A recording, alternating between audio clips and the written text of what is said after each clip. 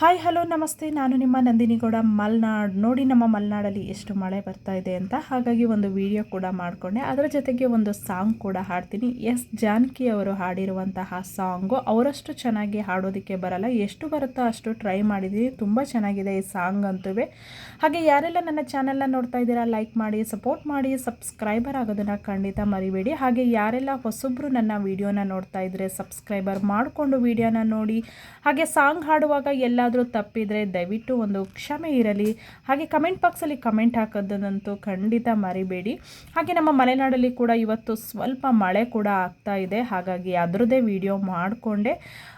ಇವಾಗ ಒಂದು 8 ದಿನದಿಂದ ಬಿಸಿಲಿತ್ತು, ಇವತ್ತು ಕೂಡ ನಮಗೆ ಮಳೆ ಆಗ್ತಾ ಇದೆ. ಮಳೆ ಬಂದ್ರೇ ತುಂಬಾ ಖುಷಿ. ಮಳೆಗಾಲದಲ್ಲಿ ಮಳೆ ಬರಬೇಕು ಅಲ್ವಾ?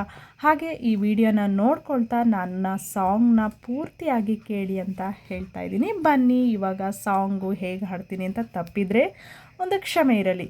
ಬನ್ನಿ. ಓ ಮೇಘರಾಜನೇ ನೋಡಿ ನೋಡಿ, ಓ ಮೇಘರಾಜನೇ ನೋಡಿ ನೋಡಿ, ಬಂದ ಬಂದ ಮೇಘರಾಜ ನಮ್ಮ ಊರ ಕೆರೆಗೆ, ತಂದ ತಂದ ಜೀವ ಕಳೆಯ ನಮ್ಮ ಊರ ಬೆಳೆಗೆ. ಓ ಜೀವ ಗಂಗೆಯೇ ಮಿಂದೆ ಮಿಂದೆ ನಾ ಸಮಾಗ ಸಾನಿದ ಮಗಳಲ್ಲಿ, ಬಂದ ಬಂದ ಮೇಘರಾಜ ನಮ್ಮ ಊರ ಕೆರೆಗೆ. ಮಳೆರಾಯ ನೀನು ಪನ್ನೀರ ಚೆಲ್ಲಿ ಕರೆದೇ ದರೆಯ, ಸಂತೋಷದಿಂದ ಧರಣಿ ನೀ ತೆರೆದೆ ನಿನ್ನ ಹೃದಯ. ಮೈಯೆಲ್ಲ ರೋಮಾಂಚನ,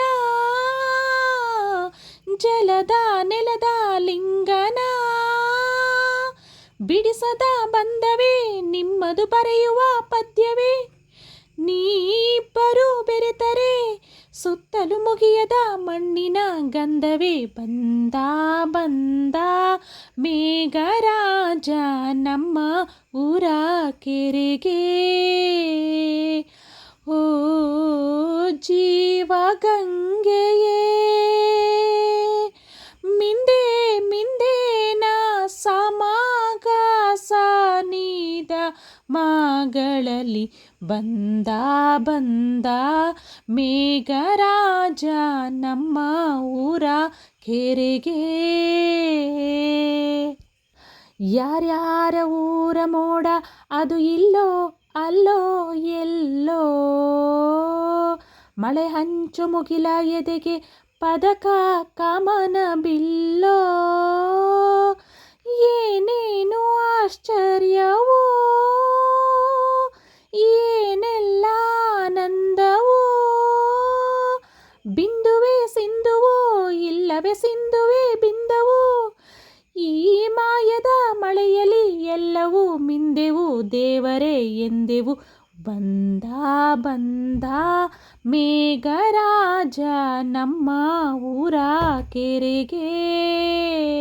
ಓ ಜೀವ ಗಂಗೆಯೇ ಮಿಂದೆ ಮಿಂದೆ ನಾ ಸಮಾಗ ಸಾನಿದ ಮಗಳಲ್ಲಿ, ಬಂದ ಬಂದ ಮೇಘರಾಜ ನಮ್ಮ ಊರ ಕೆರೆಗೆ.